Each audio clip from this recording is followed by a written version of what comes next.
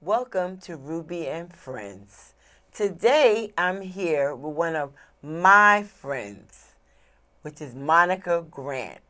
She is a renowned publisher, entrepreneur, community activist, social media, and I am so honored to have her as my first guest on my show. She's humble, but she's my friend. So, Monica, welcome. Welcome to Ruby and Friends. Thank you so much for being here. Thank you. Thank you. I thank you. Now I'm just like you. Your business. I love the set. You we do. out Okay. there. The green. I love the green too. You see the dandelions? We out here in the field. Yeah, we out here in the field. We dipping it and doing it. Yeah. But first of all, tell me Yes. a little bit, because the name of your company. What's the name of your company? Young Boss Media. Young Boss Media. Okay. And then that also branches out to the TV. So what's the name of the TV station? So Young Boss Mm-hmm. TV. Mm-hmm. Well, all of it's the same, right? Like, so it depends on like where you're going. So like if you're going to our website, it's youngboss.tv. That's also our Instagram. But anytime you see Young Boss Media, that's us. That's us. Okay. All right. So where did this journey, because you're a young boss, so where did this journey actually start from? First of all, where were you born? Oh, okay. Ypsilanti, Michigan. It's Michigan. But I read somewhere there's Augusta, Georgia. I grew up in Augusta. There. So at the age of 5, my mother packed up me and my brother, Okay. and we moved down to actually North Augusta, South Carolina. So you got South Carolina, you got Georgia, and it's divided by the Savannah River. And so North Augusta is right over the river of Augusta, Georgia. So a lot of times, like this whole entire area is called the CSRA.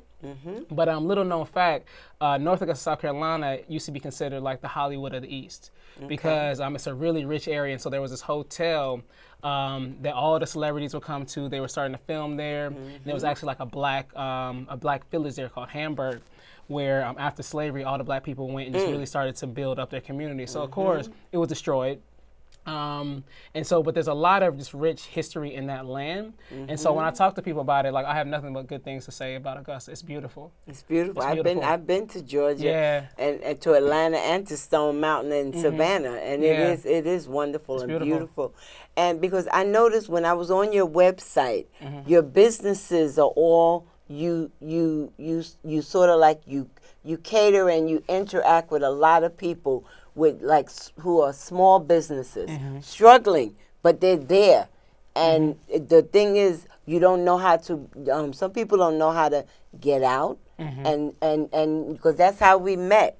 We met at an affair, and I didn't even really know that you were had paid attention to me or anything. Yes. And we connected, and Yes. and so sometimes, even though you may have a small business, but see, people are connecting with you even through social media and activism. Now, tell me a little bit about your community. I've always been a part of just down for my community. So my dad is a black man from Detroit, and so for a black man to live in Detroit at the peak of its era is that's like the height of blackness, And so there's certain things, I remember him telling me, when Martin Luther King was assassinated, him talking about the riots, him talking about his pride of knowing Malcolm X's brother, And so I've always just grown up with pride. Okay. And so when we moved to South Carolina, I noticed a lot of discrepancies in education, and my mother, made sure that I had took the test to be in the gifted and talented God program, bless right? her, see? And so, but from there it was I was the only black person in that class, and it's well, I'm not the only smart black person. That's not real, Right. And so as time went on, I could see the inequity in the education. And it disturbed me because I could see people's paths being changed year after year after year. Right. And so yes, I have I went to college. I'm here. I'm successful in New York City, but it was destined for that. This was supposed to happen. Right. This was not a mistake. And so I can look back at my chemistry class, and I can look back at the things I learned in middle school and high school, and I can still I still apply information from them. So when people try to say that, you know, education doesn't matter, like that's a lie. It does. It matters. It really does. It matters. And so at a young age, I knew that I was in a privilege to have experiences and that other people weren't. And I thought that was a problem. Okay. And so from there, that's when my agitation of, you know, I wanted to fix it. And so to go back to my dad of just, you know, I always been a proud person. I come from a proud family. And so anytime that I'm not proud of a situation, I got to do something. Right. You know, anytime I feel like, oh, like, you're not going to treat me different. Yeah. I don't care what you think. You're not going to treat me different. Right. You know, the only way you're going to treat me different is if I come in disrespectful. I come in if I'm late, if I'm not upholding my end of the bargain. Right. Exactly. But as long as I'm doing my job and I'm doing my work and I'm excelling, you're going to treat me like that. Right. Right. You know. And I like that because I noticed when I invited you down to the Williams. And you did the video and stuff. The people, the businesses that were there, but mostly was female, but they were so grateful that you came and you talked to everybody, and you have your own company, you have your own business. Tell me a little bit about Never Enough Coffee. Because sometimes it never is enough. That's right, because I work hard and I need my coffee. I only had 1 cup today. Never Enough Coffee is, so I like coffee, I drink coffee. Particularly like my dad drinks a lot of coffee, my mom drinks a lot of coffee. It's just in our community we drink coffee. But as an entrepreneur, I'm always looking at what do we own? You know, like what do we own and what do we use a lot that we can have a stake in? Okay. And so, and also I was looking at like, well, what are like natural resources? Like how can I own an oil mine? How can I own a gold mine? Like how can I tap into something natural that's from like the earth. From the earth, from the planet. Because another thing that's natural is like our talent, our melanin, our skills. Anything that comes from you is a natural resource. That's right. And so coffee is another natural resource. It grows. You know, it grows from a tree and people around the world consume it. You can actually tell world history through the story of coffee. And so it's deep. Okay. And so not a lot of people know that the origins of coffee go back to East Africa, go back to Ethiopia. And one of the best beans is a Kenyan bean. Well, I did my African ancestry test in 2008, and it came back that my mitochondrial DNA goes back to the Turkana tribe in northern Kenya. So over the years, I was like, well, how can I, create a bridge between who I am in America to who I was, you know, on the continent. Exactly. Because that's very big to me. Exactly. And like just my life experience is more important that like if I have a blessing, it needs to bless everybody. You know, if I have love, I need to give love to everybody. If I have money, everybody got money. You know, pay it back. Pay it back. And so it was very important for me to create a bridge between the Turkana tribe, right? Because maybe I feel like, well, maybe that's why God told me, like, yo, this is where you're from. All right, so now I got to do something. Now I got a responsibility. So fast forward to, you know, a few years ago, talk to my dad about coffee. He puts a seed in my head saying, hey, you know, it might be interesting to look at different farms, you know, and because he's in Puerto Rico, looking at different farms saying, hey, maybe somebody will want to sell one. Right. And so, yeah, I thought about that, but, you know, but as time got on, it's like, well, I don't want to wait to buy the farm, you know? Is it like buying the farm deaf, right? Yeah, right, exactly. I don't want to wait to buy the farm. You don't want to wait. No, you know? You want something now. Yeah, and so I analyzed what was the easiest way to get into the business. Because once you're in there, you learn more. Because, you know, you can have an idea about something, but you don't actually see the inside of the world until you're in it. And so I just wanted to be in the world and then start to build that path to saying, hey, yeah, we can't have the bean farm, and we can't have this, and we can have the roaster, but let me just get in on the retail side. Let me start branding. And so it took me about a month to come up with a name. And I was going through every different type of name, synonyms, thesaurus. I'm telling you. And then I got into phrases, and I was like, never enough coffee. And let me look that up. That was it. Let me look up the trademark. That was it, yeah. Nobody has this? Nobody has it, so I'm getting right. Yeah. And tell everybody a little bit more about your master plan. The show. So master plan that's the beginning of Young Boss Media. So I was producing a talk show called The Bon Bon Show in 2014 to 2016, right? With the host Bonnie Bruder.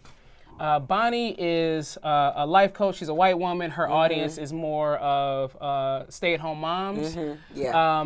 But one thing she taught, I love working with her, is in the same studio, I would produce her show.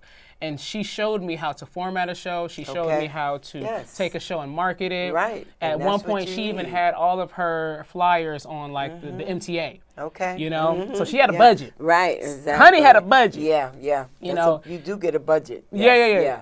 And so from there, I saw her build from this show a network, a TV network, or online TV network called the Binge Network. And so you can actually look it up right now. And so after a while, I was like, all right, now it's my turn. Right. I have a different audience. I have a different purpose in life. And there's a need. But the format stayed the same. Right. And so when it came down for me to do it, it's like, all right, so thinking of a master plan like Rakim, right? Yes, That was kind of like the first idea that came to my mind. But a lot of people don't know that when you're building a community, you have to have a master plan. Right. Like if you just have like a plot of land, you have to have a master plan that includes the transportation. Right. How are people going to get around? Right. How are people going to be educated? Right. Where's the food going to come from? Right. Yes. Where's the hospital? Right. Yeah.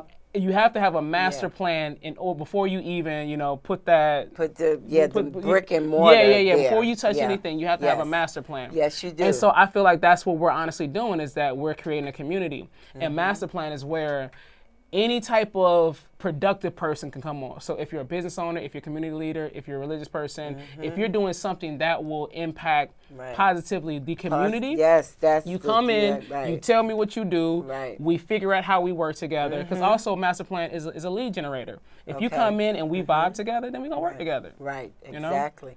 Because and then out of that too, your flyer too is ladies first, and me being a woman, and so the ladies first thing, I was like, you know what, this is good, because sometimes there are businesses and there are programs, but they don't really cater to women. Like we're there, but it's like we're kind of like on the sideline and everything. But your ladies first, that caters basically to us. And that's what we need, because we need some of the small businesses. I don't know if you agree with me. A lot of them, they fail within the first 1 or 2 years. Yes, that's correct. They don't have lack of training, lack of funding, and just plain lack of understanding. So let me say this. So I don't cater to anybody. I provide access. Okay. And so because we're close to each other, close in race, close in look, you have the easier access. That's how most businesses run. Okay. If I'm an old white man, old white people or young white people are going to have more access to us, right?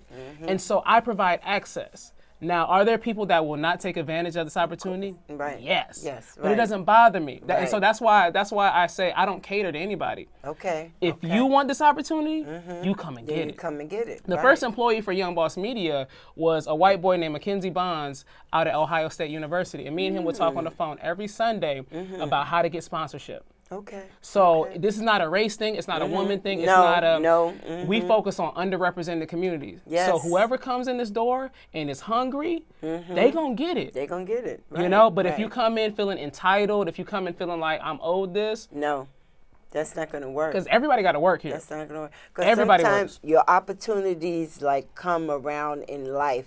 And me being older, and no, I'm not gonna tell my age, but me being older. You have there's opportunities, and I can look back and see a lot of things in business that I missed.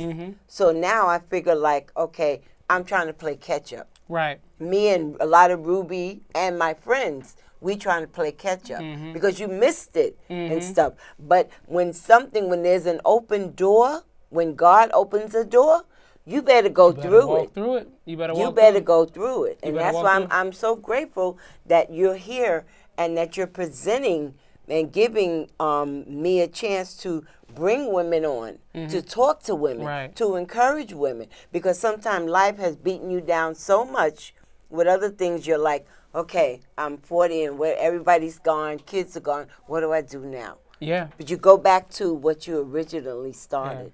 And I thank you. No, you're welcome. And I want you particularly, because like one, Young Boss is a philosophy. It's not an age. It's not an age. It's not an age. Right. It's a not an philosophy. age. You Right. are a It young isn't. boss. Right. It's a change of mind state. It's saying like, I still got life.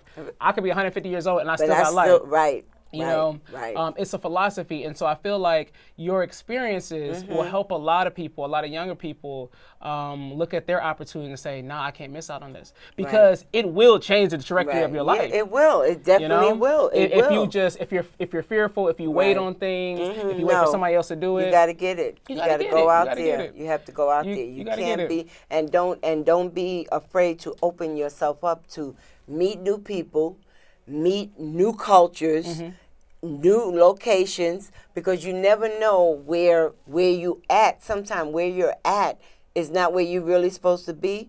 But if you kind of branch out a little bit, you say, well, you know what? If they did it, I could do it too. That's a fact. That's a fact. I could do it That's too. a fact. That's a fact. And I'm glad, because even how we met, it's really, and we're not mentioning that organization, but sometimes God puts you in a place where doors will open up for you. That's a fact. And God when they good. do, take advantage of it. And it's just for you. Those doors are just for you. Right. Everybody is not. Sometimes some people are not, like you said, not ready. I guess it's your season, and so. But this is your season. Absolutely. And this is and I'm grateful, because you're opening up the door to education, to other things, to other people. We don't know where this is going to lead, but trust me, we tagging right along with you. Come on. Right on. And so this is also like, so going back to activism, like I'm not angry anymore. Like I'm not angry about what's going on in the world. Let's see what we can fix it. Because at the end of the day, this is an institution. I'm building an institution where you can come on and actually work on the problems that you are so bothered about. Exactly. So I'm not angry. I'm not going to be on Facebook and be angry. I'm not going to be, in the world angry. I'm not showing up at your protests anymore. Exactly. Because when you can create solutions, and you can produce solutions and you can change people's lives. I change people's lives every day. Right. I'm good. I go home and I go to bed and I sleep. You know? Exactly. And so that's like, my activism has changed from the rah to the let's just keep building. Yeah. Every day. Yeah. Let's see what we can do about it. Let's see what we can do. The more shows that you produce, like that's a part of my legacy. Right. And so I want you to produce 1,000 shows. Right. Thank you. And I want you to sit down with that many entrepreneurs. I want you to help them get their story out. Right. I want you to walk around town with your microphone, giving people shout outs. Because this media helps people. It helps people. Yes, it does. Like them seeing your face, it helps people. Yes. I didn't grow up watching someone like myself on MSNBC or in a business show talking about entrepreneurship. No, and I didn't either. But now the next generation will. It will. So like, this is helping people. Right, exactly. And sometimes I say, you know what? I sit back and I look, I said, because the older generations, I was like, whatever we missed, it was like the younger generation, you guys will pick it up. That's a fact. You guys will pick it up. But I thank you. I thank you for coming on my show. Thank you, Ruby. Thank you, Ruby. So every week we're going to be hosting Ruby and Friends. But I had to start out with Young Boss Media as my first business. And she's not small, she's spectacular. So please, come back, join us. We'll be airing. Look for us on YouTube and Facebook, Spectrum. We're going to be there, and we're going to be talking, and you don't want to miss it. The day that you don't tune in is the day where you may miss something that you may need down the road. So take care and stay forever blessed. Praise the Lord. My name is Ruby, and you've been watching Ruby and Friends. Now, you don't want to miss any interviews with these fabulous small businesses. You can connect with us on YouTube, Facebook, Instagram, and soon coming up, Amazon. So tune in. Thank you.